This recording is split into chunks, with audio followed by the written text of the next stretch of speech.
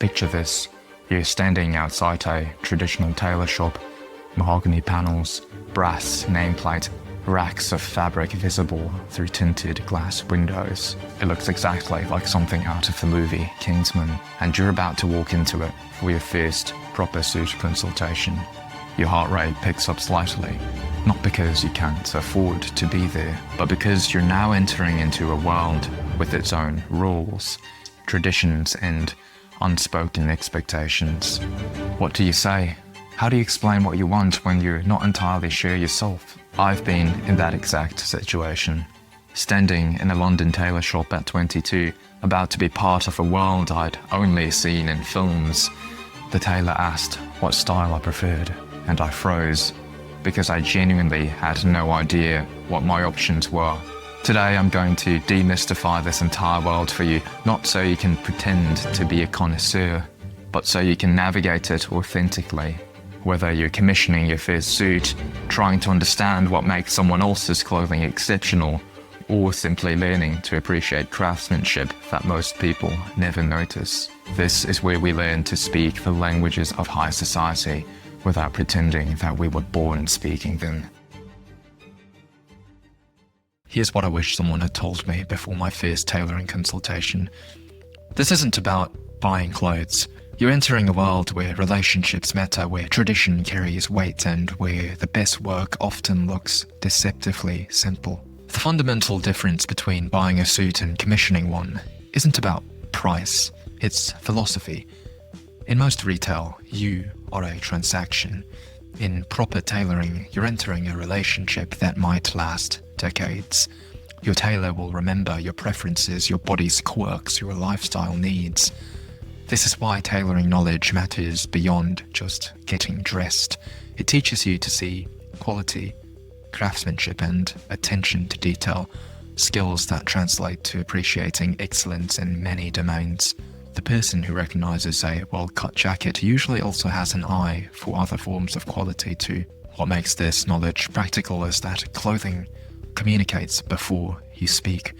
In business, social, and even romantic contexts, how you present yourself creates the framework for every interaction that follows. Here's the most important lesson that I've learned. In the world of serious tailoring, the most impressive work often looks the least impressive to the untrained eye. The man wearing an $8,000 Savile Row suit might be ignored, while someone in a flashy designer piece gets all the attention. But in most rooms, it's often the people who matter that recognize the difference. Let me give you a framework for understanding any suit you encounter. Think of this as a hierarchy of construction models, each serving different needs and budgets.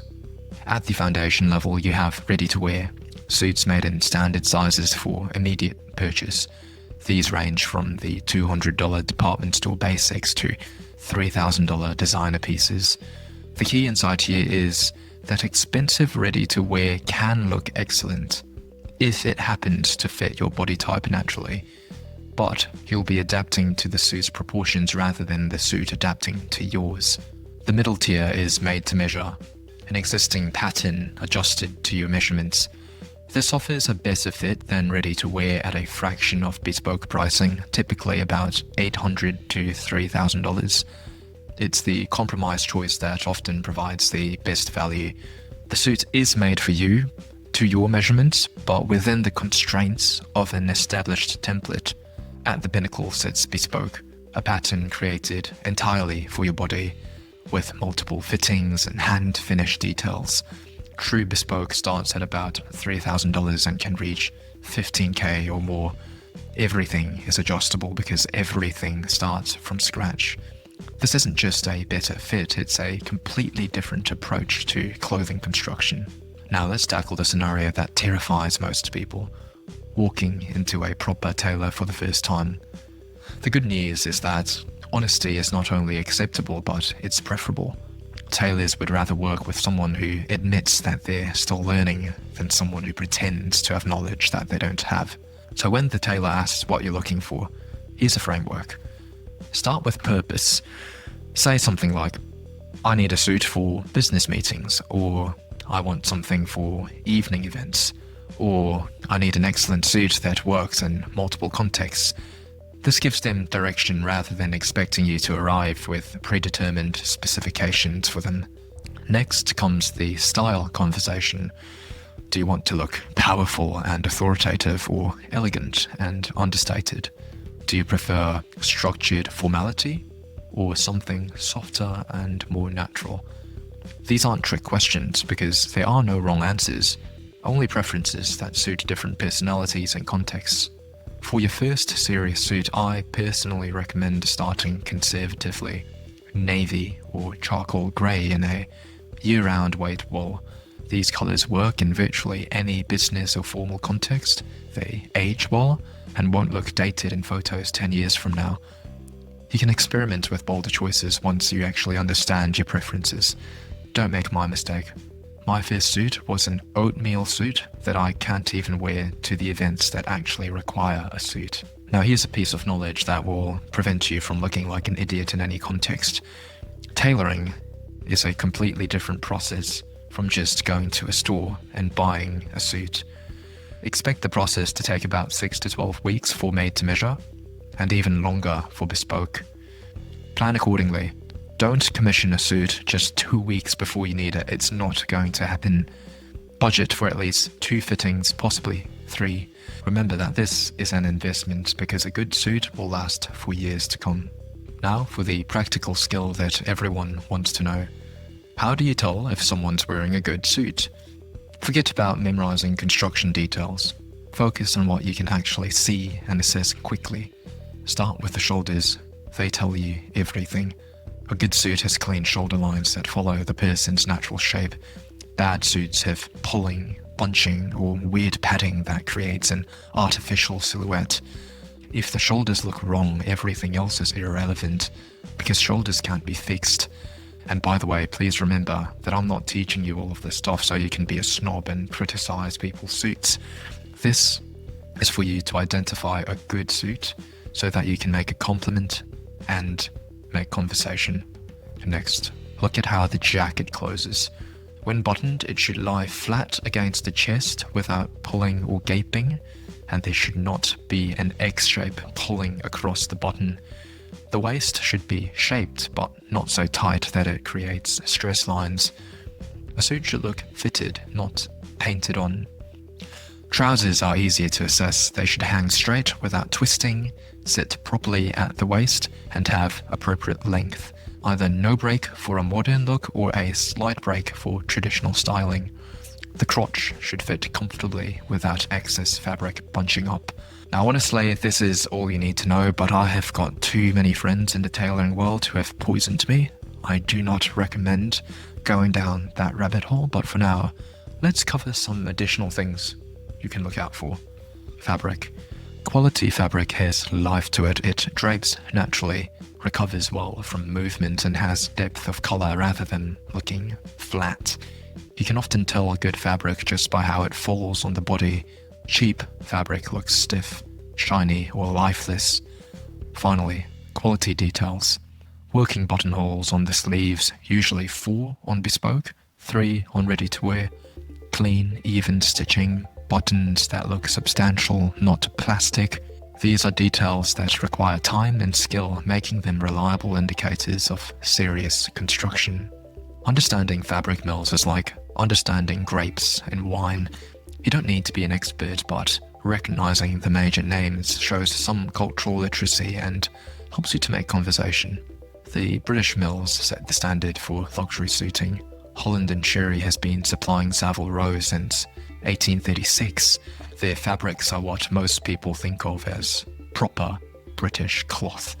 Scabal, technically Belgian but very British in style, is known for exclusive fabrics and unique patterns. These mills supply the world's best tailors. Any tailor you go to in any major city in the world will probably have cloth from them. Italian mills bring a different philosophy. Loro Piana focuses on the world's finest raw materials. The cashmere and vicuña are legendary. Zegna combines innovation with tradition, creating fabrics that feel luxurious but perform well in modern life. Italian mills tend to prioritize texture and how they feel to the touch. Now, of course, there are plenty more fabric mills, but you can easily go look that up on your own if you're interested. Fabric weight. This actually matters more than you think. Summer fabrics run about 7 to 9 ounces, year-round fabrics 10 to 12 ounces, winter fabrics 13 plus ounces. For your first suit, stick to something year-round. They're the most versatile. As for the weave, plain weave is the most common. Twill creates subtle texture and herringbone adds interest without being flashy.